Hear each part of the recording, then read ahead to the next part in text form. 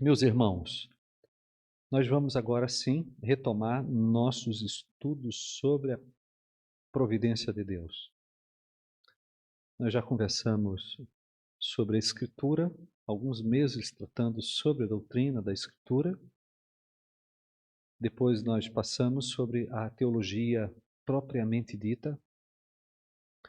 E dentro desse grande ramo da teologia, ou teontologia, como costuma ser chamada a disciplina também nos seminários, a providência está incluída, né? É o último grande tema deste ramo da teologia sistemática, denominado teontologia, ou doutrina de Deus, ou doutrina, ou teologia propriamente dita, né? E aí, dentro desta teologia propriamente dita, nós já conversamos sobre a possibilidade do conhecimento de Deus, conversamos sobre a imanência e sobre a transcendência, conversamos sobre as alternativas ao conhecimento de Deus, conversamos sobre ateísmo, conversamos também sobre deísmo e colocamos para os irmãos quais são as alternativas ao teísmo, a ideia da existência de um Deus pessoal, criador de todas as coisas. Colocamos para os nossos irmãos os atributos de Deus, os atributos incomunicáveis e os comunicáveis, não antes de falarmos sobre os nomes de Deus na Escritura, no Antigo e no Novo Testamento.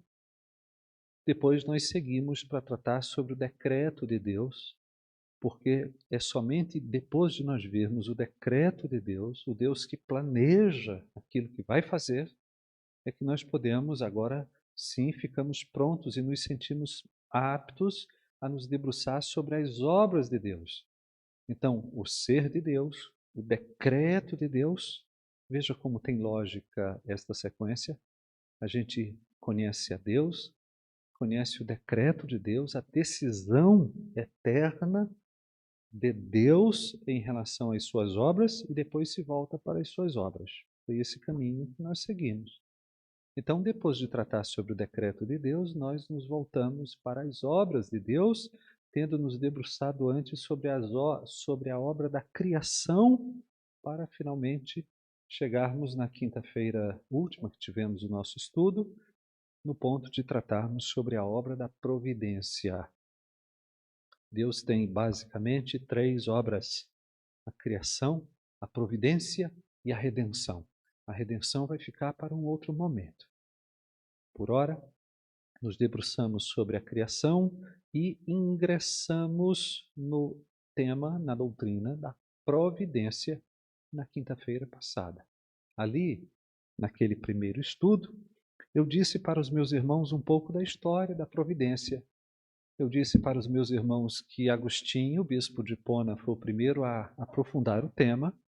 Disse para os meus irmãos que o tema foi questionado ao longo da Idade Média, mas foi reconhecido como bíblico pelos reformadores, mas que mesmo lá, na época dos reformadores, os socinianos e também os arminianos começaram a limitar a obra da providência, limitar a obra da providência, que finalmente no século XVIII foi negada pelo deísmo.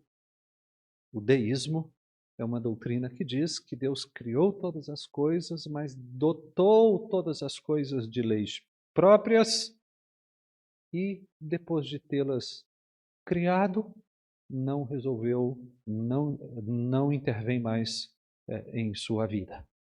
Como um relógio destes que nós usamos, um relojoeiro construiu, o dotou de leis próprias e agora o relógio vive muito longe do relojoeiro e muito bem obrigado. Então o deísmo nega em todos os seus termos a providência, porque enquanto a providência trata de controle, de orientação, de governo, de condução, de preservação, o deísmo diz: nada disso existe. A criação anda por si mesma porque o Criador adotou de leis próprias. E aí, nós conversamos finalmente sobre a os modos, ou melhor, não é? Nós colocamos assim, como no século XX, a providência foi praticamente esquecida, foi praticamente sepultada do pensamento cristão a respeito de Deus. E isto aconteceu, e eu disse para os meus irmãos, por 3 motivos. Primeiro, o desenvolvimento do naturalismo científico do século XIX, as coisas começaram a ser vistas como tendo nelas mesmas a causa. Se as coisas possuem em si mesmas a sua própria causa, dispensa-se a providência. Depois eu mencionei para os meus irmãos o aparecimento da subjetividade da religião. Uma série de filósofos e teólogos começaram a colocar o fato de que a religião, de que a teologia, na verdade, é uma antropologia. O homem faz teologia porque ele precisa, e que religião nada mais é do que a projeção de seus próprios anseios e necessidades. E isto também causou um certo apagar, um certo suplantar da ideia de providência. E, por fim, as 2 grandes guerras mundiais do ano passado, do século passado, também acabam por, digamos, desafiar o conceito de providência, não é? Porque as pessoas olhavam nesse período para todos os lados e diziam assim: como é que você pode ainda pensar num mundo que é controlado por Deus se você olha em volta e está tudo destruído? Veja a barbárie nazista.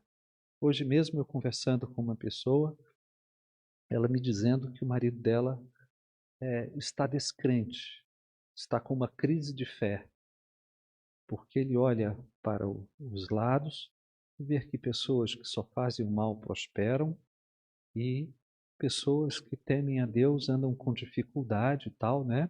Nós nos lembramos do Salmo 73, Asaf teve também uma crise nesse sentido, quase me resvalaram os pés, ele disse, quando ele começou a se concentrar na prosperidade dos maus, na prosperidade dos ímpios.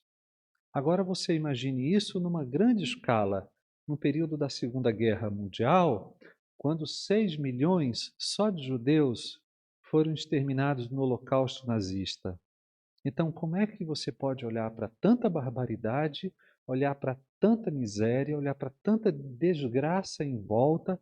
Imagine, por exemplo, um jovem ucraniano agora, ou uma criança ucraniana que perde um pai que foi para a guerra, perde o lar, tem que estar numa fila de 50, 70, 100 quilômetros na fronteira, esperando a misericórdia de algum país que o receba. E então, como é que este menino, este jovem, este rapaz, esta adolescente pode dizer assim: Deus está controlando todas as coisas? Então, sempre que uma grande barbaridade acontece, uma grande desgraça, não é?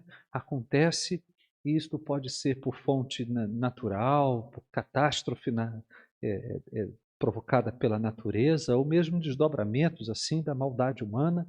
E então as pessoas começam a questionar por todos os lados como Deus pode controlar todas as coisas, e todas estas coisas acontecem, Deus concorre com todas estas coisas, como isto pode acontecer? Então, os meus irmãos já começaram a perceber que nós estamos tratando de um tema, gente, que tem a ver com a nossa vida, com a vida prática, né? Eu e vocês, em um momento ou em outro, se não fomos, e se não estamos sendo tentados agora, podemos sê-lo a qualquer momento. Pode ser que nós sejamos tentados a questionar a providência de Deus amanhã de manhã. Então, nós estamos tratando de um tema realmente prático, necessário, mas que está na essência está na essência da nossa fé. Os meus irmãos estão entendendo bem? Por isso aquele meu chamado que vocês viram lá no grupo do WhatsApp da igreja, né? Mas, de todo modo, eu coloquei para os meus irmãos que nós temos algumas necessidades, nós precisamos da providência. E nós precisamos da providência por 3 motivos. Primeiro, por conta das alternativas à providência. Não há alternativas cristãs. Ou você crê na providência, ou então você vai abrir espaço para o acaso dos epicureus ou para o destino dos estoicos. Se Deus não governa, existe acaso. Ou uma força impessoal, um destino está comandando tudo. Veja, não há alternativa cristã à providência de Deus. Segundo, eu tentei mostrar para os meus irmãos que a providência é um fato constatável se nós tivermos um olho cristão para a vida. Você olha para os seus próprios caminhos, para a sua própria trajetória e vê como a sua vida deu uma volta para que você chegasse até aqui.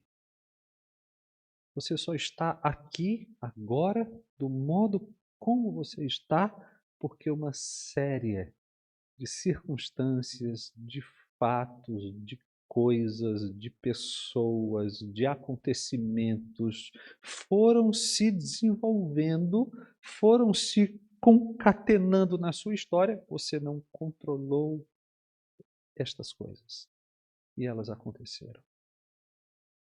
Você precisa da providência. E depois, é isso que eu quero também mostrar para os meus irmãos, a providência é uma realidade bíblica, sobre isso nós vamos falar muito mais evidentemente. E, finalmente, pastor, o que é providência?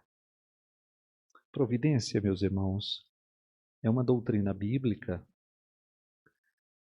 que trata das ações subsequentes à criação, por meio das quais Deus preserva aquilo que criou. Preservação é a primeira palavra. Provê para a sua criação, provisão é a sua palavra. Dirige os caminhos da sua criação, direção é a terceira palavra. Governa a criação em todos os aspectos, governo é a quarta palavra. Retribui as ações más e as boas também. Retribuição é a quinta palavra e concorre em todos os atos da sua criação, bons e maus, inclusive.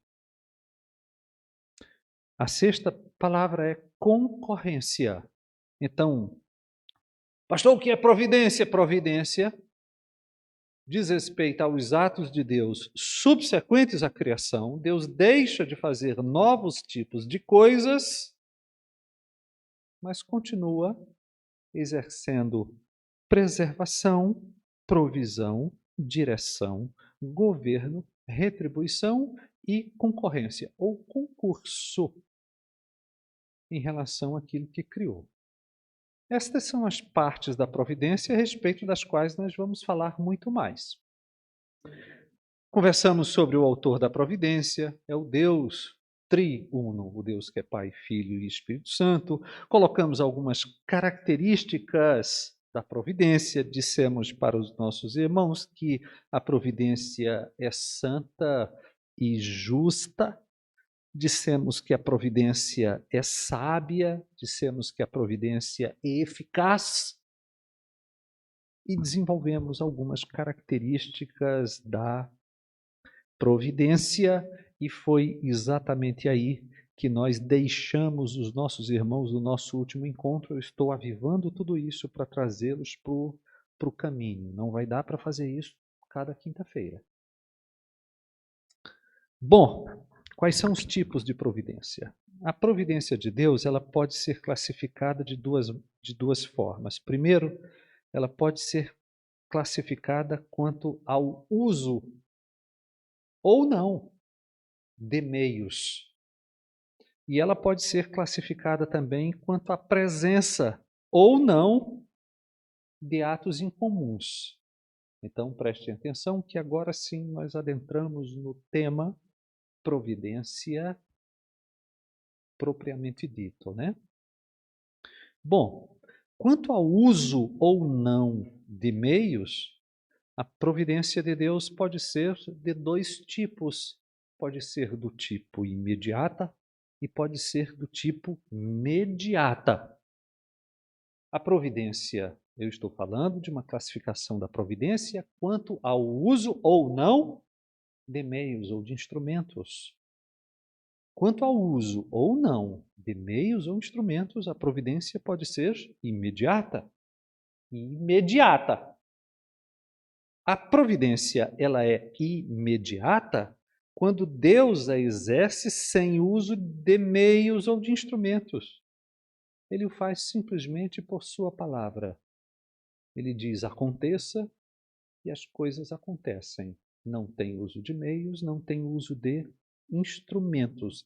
A Bíblia possui uma série de exemplos. Nós podemos ver vezes inumeráveis na Escritura exemplos nos quais Deus exerce uma providência diretamente, imediatamente, sem fazer uso de meios.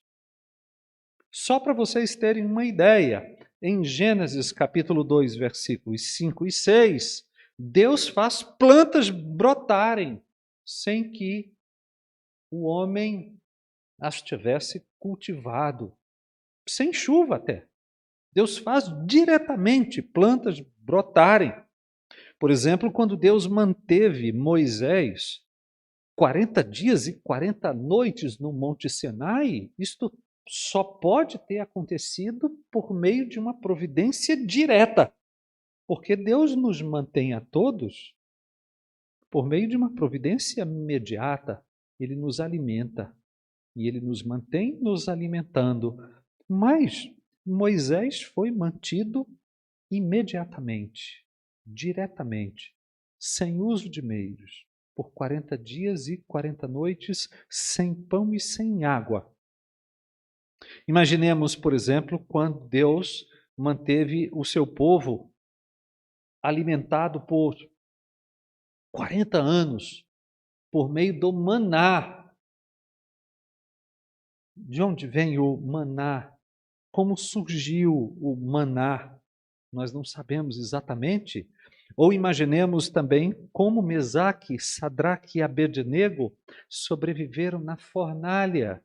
Veja, não tem nenhum meio a ser percebido nesse episódio. Como é que Deus manteve aqueles meninos sem sofrer nenhum tipo de queimadura no meio do fogo? Isso só pode ter sido por meio de uma providência imediata. O que há de comum em todos esses exemplos que eu coloquei para vocês aqui? O que há em comum é a ausência de meios, a ausência de instrumentos. Em todos esses casos, Deus agiu diretamente.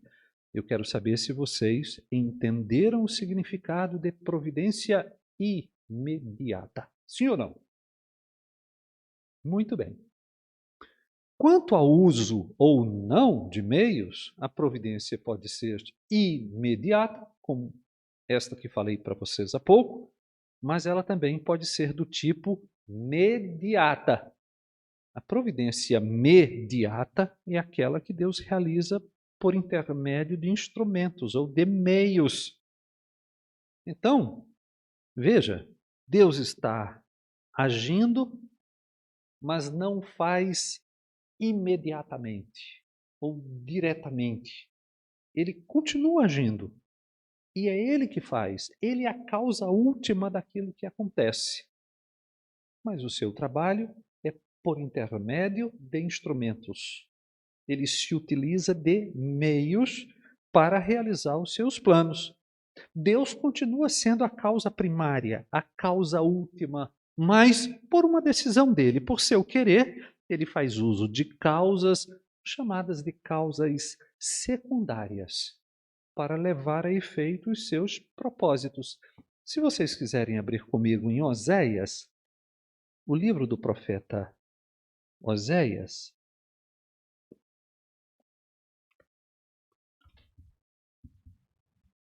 Oséias capítulo 2.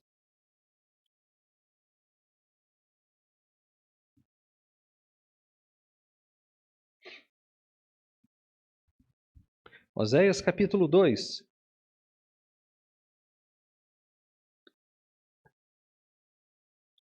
Versículos 21 e 22.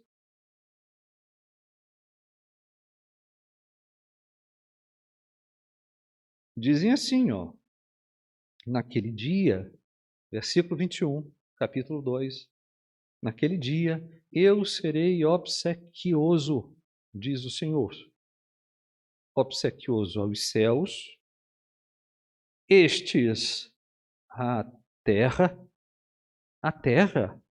obsequiosa ao trigo e ao vinho e ao óleo, e estes a Jezreel. Veja, o que Deus está dizendo é o seguinte: eu sou a fonte. Eu mando a chuva cai na terra, a terra produz, a terra produz o trigo, a terra produz a uva, que produz o vinho, o azeite, que produz o óleo, e alimento desta maneira o meu povo. Então, quem é que alimenta Jezreel no fim das contas? Deus. Mas aqui nós não estamos vendo uma ação imediata da providência. Deus não está dizendo que vai mandar maná, algo vindo do céu para que seja colhido pelo povo.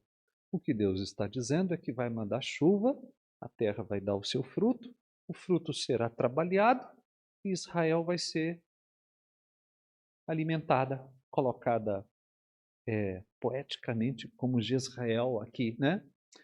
Deu para entender isso sim ou não, gente? Olha como nós temos uma... Sim, Sandra? Uhum.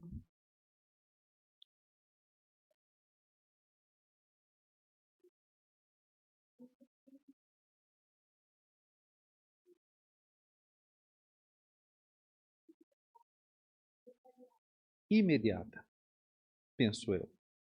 Imediata significa não tem uso de meios. Deus mesmo produziu o fogo e a nuvem. O fogo para guiar o povo durante a noite, a nuvem para proteger o povo durante o dia em suas andanças, né? Ali é um exemplo para mim de providência imediata. Quais?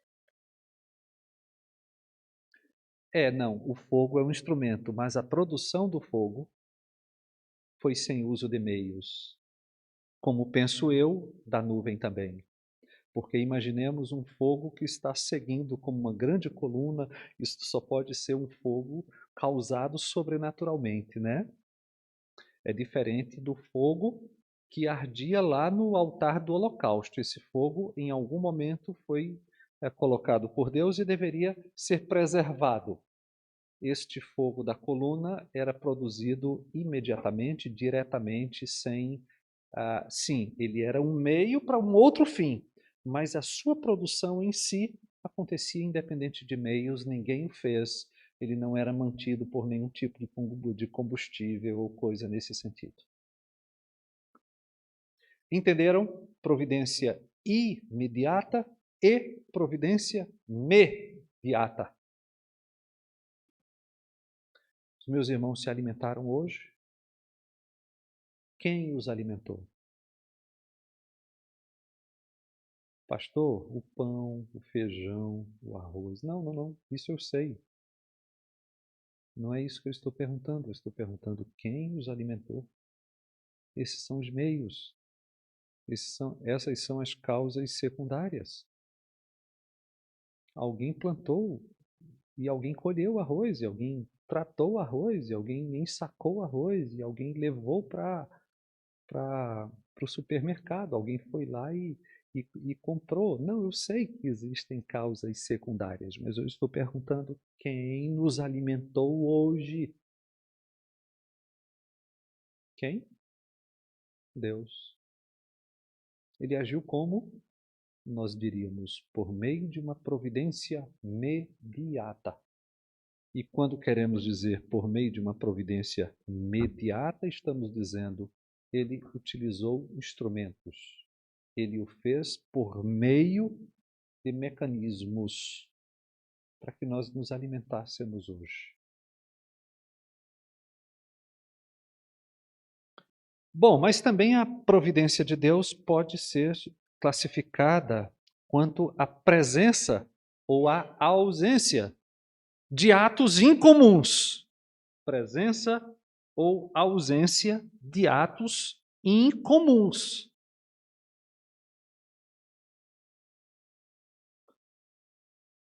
Bem, quando nós temos uma providência feita por meio de atos incomuns, nós chamamos esta providência de extraordinária. E quando temos uma providência que é realizada sem a presença de atos incomuns, nós dizemos que ela é uma providência ordinária. A providência ordinária, ela é sempre do tipo mediata. Estão lembrados da primeira classificação. A providência ordinária não tem atos incomuns. Ela é sempre do tipo mediata. Vejamos, nos alimentamos hoje, graças a Deus. É ou não? Nós dizemos que esta providência, a providência que nos alimentou no dia de hoje, dia 3 de março de 2022, Deus nos alimentou. Como é que Ele fez? Ele fez de maneira mediata e ordinária. Por que mediata? Com uso de meios. Por que ordinária? Porque sem atos incomuns. A providência do tipo ordinária é, portanto, sempre mediata, porque Deus usa meios para a consecução de fatos que chamaríamos corriqueiros, sendo tais meios apenas causas naturais secundárias. E, nesse sentido, meus irmãos, o grande milagre da providência ordinária é que,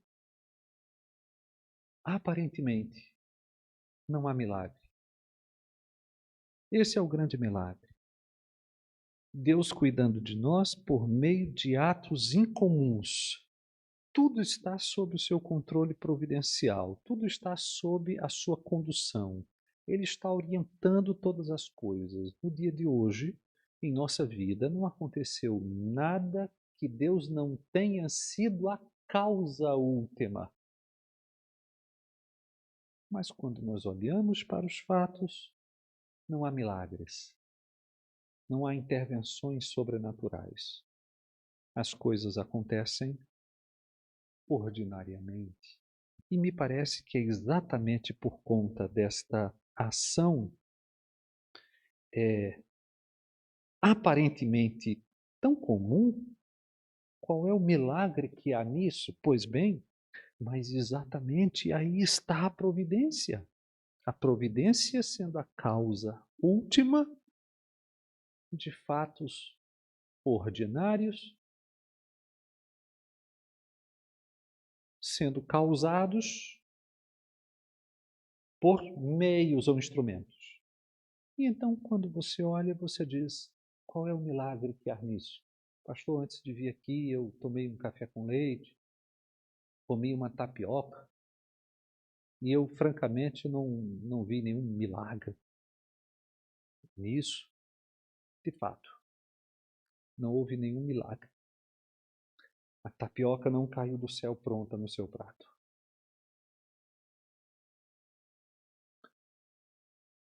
Alguém produziu a goma. Alguém fez a tapioca. Alguém plantou o café. Alguém tirou o leite da vaca. Não estou vendo, pastor, nenhum milagre nisso. Verdade, não tem nenhum milagre, salvo o milagre da providência. Deus causando todas as coisas, desencadeando todas as coisas para fazer aquele cafezinho que você tomou hoje na sua mesa ser posto na sua mesa. O Salmo 148, então, exatamente por conta desta providência, conclama a que tudo louve a Deus. É por isso que nós temos aqui uma convocação a que tudo louve a Deus. O Salmo 148 diz: Aleluia, louvai ao Senhor do alto dos céus, louvai-o nas alturas, louvai-o todos os seus anjos, louvai todas as suas legiões celestes, louvai-o o sol e lua, louvai-o todas as estrelas luzentes, louvai os céus dos céus e as águas que estão acima do firmamento. Louve o nome do Senhor, pois Ele mandou e foram criados. E os estabeleceu para todo sempre, fixou-lhes uma ordem que não passará. Louvai ao Senhor da terra, monstros marinhos e abismos todos, fogo e saraiva, neve e vapor, ventos procelosos que lhe executam a palavra, montes e todos os outeiros, árvores frutíferas e todos os cedros, feras e gados, répteis e voláteis, reis da terra e todos os povos, príncipes e todos os juízes da terra, rapazes e donzelas, velhos e crianças, louvem o nome do Senhor, porque só o seu nome é excelso. A sua majestade é acima da terra e do céu. Ele exalta o poder do seu povo, louvor de todos os seus santos, dos filhos de Israel, povo que lhe é chegado. Aleluia. Por que nós temos essa convocação geral ao louvor? Porque Deus é a fonte de tudo. E se Deus é a fonte de tudo, tudo precisa retornar para Ele. Quero saber se os meus irmãos estão me acompanhando. Primeiro tipo de classificação, providência imediata, sem uso de meios. Providência mediata, com uso de meios. Segunda classificação, providência ordinária. A providência ordinária sem uso de atos incomuns, sem milagres, sem feitos sobrenaturais. Por isso, a providência ordinária é sempre imediata, sempre através de uso de meios ou de instrumentos. Quanto à presença de atos incomuns, a providência também pode ser extraordinária. A providência extraordinária, por sua vez, ela pode ser exercida de maneira imediata, sem uso de meios, ou pode ser exercida de maneira mediata, com uso de meios. Se ela é ordinária, é sempre mediata. Entenderam? Se ela é extraordinária, ela pode ser imediata, sem uso de meios, ou pode ser mediata, com uso de meios. Mas sempre há ali algo em comum. O que há em comum na providência extraordinária? Imediata ou mediata? Sempre há ali atos incomuns de Deus, nos quais Deus age de modo miraculoso, desafiando as leis naturais. Um exemplo marcante de providência extraordinária, mediata. Olha aí, extraordinária, você pensa em quê? Algo extraordinário acontecendo. Tem um milagre acontecendo. Mas é, ainda assim, mediata. Tem uso de meios. Então você fica pensando no modo como Deus sustentou Elias por meio de corvos. Veja como nós temos uma providência que é mediata. Quais são os meios do sustento de Elias? Corvos, então há meios. É uma providência imediata, mas é claro que nós temos ali uma providência extraordinária, porque afinal de contas, corvos não ficam trazendo assim alimento para todo mundo, não é verdade? Então, veja que nós temos uma providência extraordinária e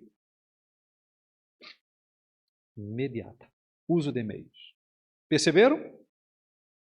A providência extraordinária, ela também pode ocorrer de modo imediato. Deus age miraculosamente sem uso de meios. Eu fico pensando, por exemplo, no modo como Deus sustentou a viúva de Sarepta, seu filho e o profeta. Porque de onde é que vinha farinha para a panela? E azeite para a botija? Vocês estão me entendendo? Veja, tem um milagre acontecendo. E sem uso de meios, porque Deus não está trazendo farinha de um outro lugar para colocar na panela, nem azeite de um outro lugar para colocar na botija. A questão é, o negócio não acaba. Um exemplo de providência extraordinária imediata foi o modo como Deus, então, alimentou com carne os filhos de Israel quando murmuraram do maná. Estão lembrados desse texto? Vieram cordonizes do mundo inteiro. É claro que nós temos um milagre acontecendo, tem uma providência extraordinária, mas ainda assim mediata. Mas não é o que parece acontecer ali na experiência da viúva de Sarepta. Quero saber se os meus irmãos estão me acompanhando. Sim ou não? Vejam que nós caminhamos hoje para a gente chegar no tema, né? E já começamos a perceber algumas distinções importantes. Olhe para o seu lado e contemple com os olhos de sua fé a mão invisível do Todo-Poderoso, cuidando de tudo, causando tudo, realizando tudo. E, de maneira ordinária, usando mecanismos, meios, instrumentos, e cuidando dos meus irmãos. Ele poderia fazer de outras maneiras. Ele poderia fazer de maneira extraordinária.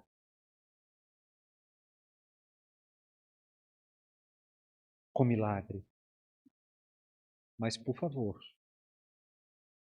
Elias nem sempre foi alimentado por corvos.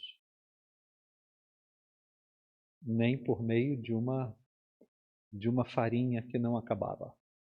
De um azeite que não acabava, não é? Isso é coisa extraordinária. A coisa extraordinária, o nome já diz, não é corriqueira. Não acontece todos os dias. Então, de todo modo, mesmo que eu não veja uma intervenção miraculosa, uma providência extraordinária, com meios ou sem meios, isso não significa que Deus não está cuidando de nós.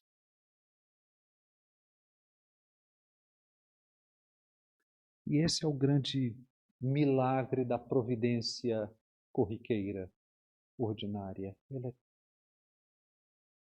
é tão comum. E comum aqui significa Deus faz com todos.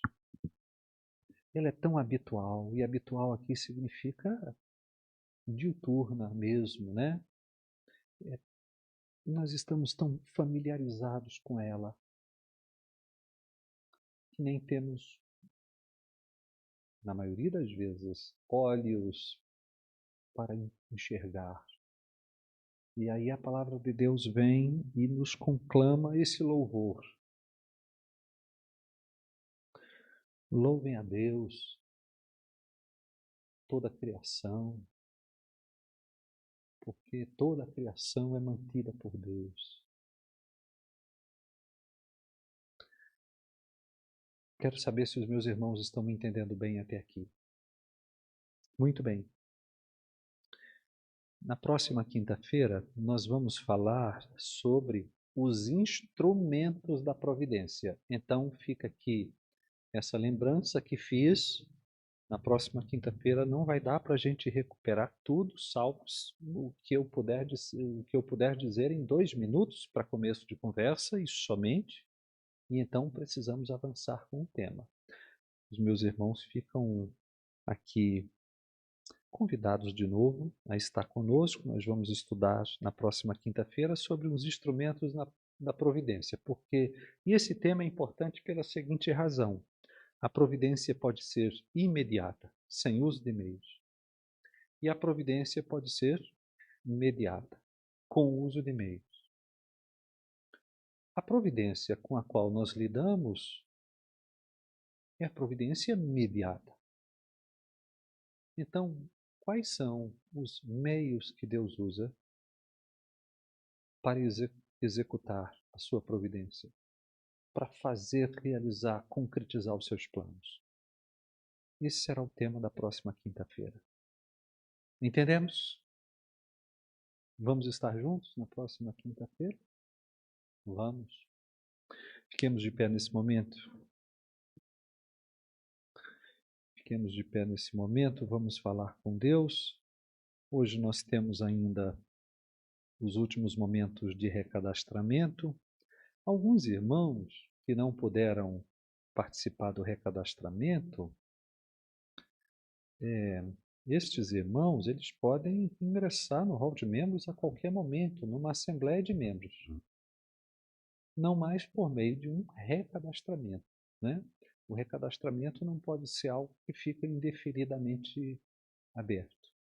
Houve oportunidade para que os nossos irmãos estivessem se recadastrando. Aqueles que não poderiam naquele momento, nos momentos determinados, também poderiam ter entrado em contato conosco, isto foi avisado também.